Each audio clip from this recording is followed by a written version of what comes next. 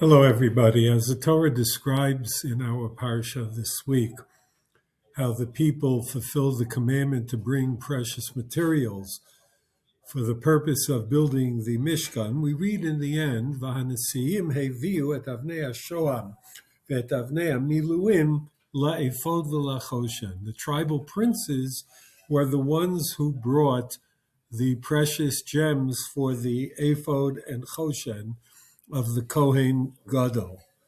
The popular view of this pasuk is based on a medrash where we note that the word Vahanesiim is written without a yud. Vav He Nun, Sin, Aleph, Mem, no yud between the sin and the aleph. And this is Shenit Atzlu, they were lazy. Instead of coming right away to bring whatever they could bring, they said, we'll sit back. We'll let everybody else bring whatever they can. And if anything's missing, then we'll pitch in and we will take care to fulfill whatever has to be brought. And this was a sense of laziness and therefore, so to speak, to denote something missing in their approach, their word Vahanesiim is written in a defective manner. I'd like to suggest a different point of view about the effort of the Nesiim. There is a famous observation in the Targum Yonasan ben Uziel that the word Nesiim, and other Mefarshim follow this as well, may actually be a way to describe the Ananim in heavens above, the clouds. And so the Targum Yonasan says, Va'ananei Shemaya Azlin Lepishon.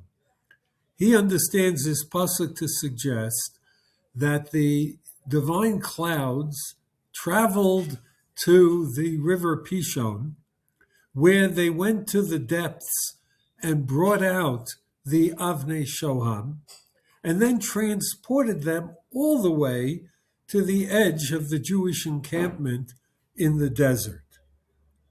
This is the view of Targum Yonasan. Now, with this in mind, then we have to ask ourselves a question. So what was the contribution of the tribal princes, those Nesiim? All they did is go to the edge of camp and bring the Avnei Shoham to Moshe Rabbeinu. Big whoop. For that they are lauded in the Torah, because the literal meaning of the word Vahanesiim is, of course, the tribal princes. They did the heavy lifting? No, they didn't. It was the Ananim in the heavens above.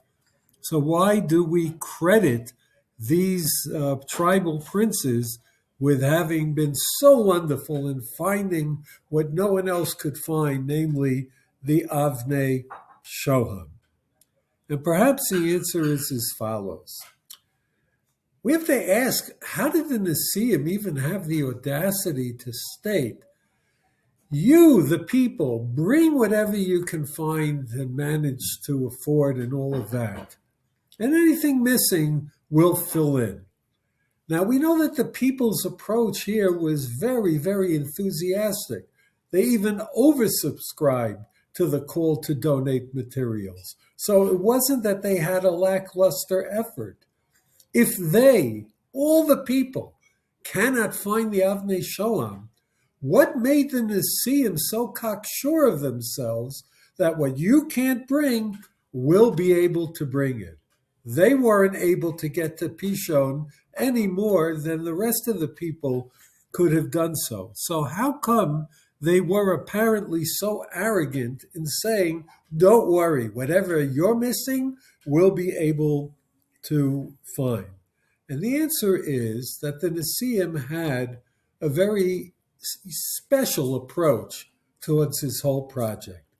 Their reasoning was that if God commands, I need Avnei Shoham for the Mishkan, bring it, then that means, albeit maybe with a Herculean effort, that it is within the realm of possibility to find them. It may be difficult, but if God said do it, he wouldn't have us do that which is impossible.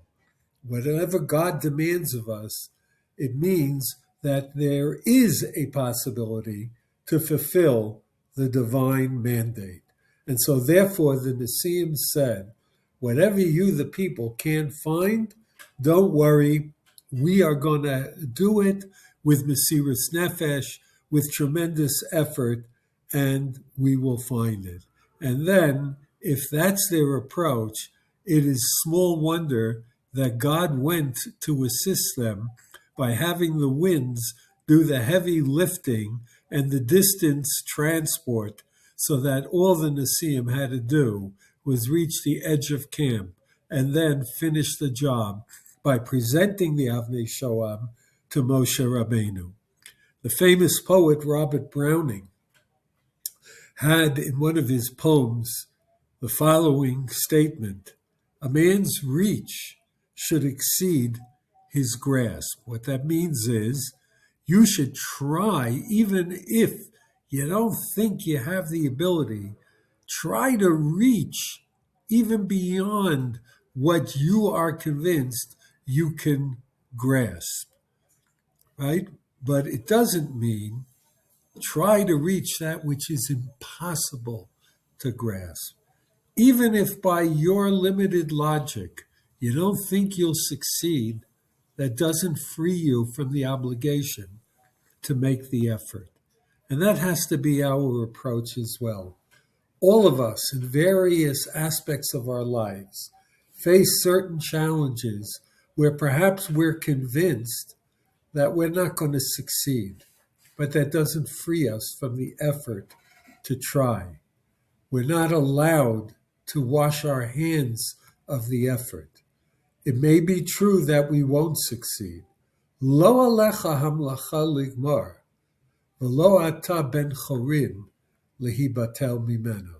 Whether or not at the end of the day you succeeded is not always the main point.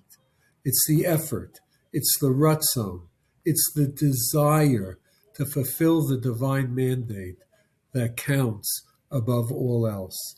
Shabbat shalom umevorach.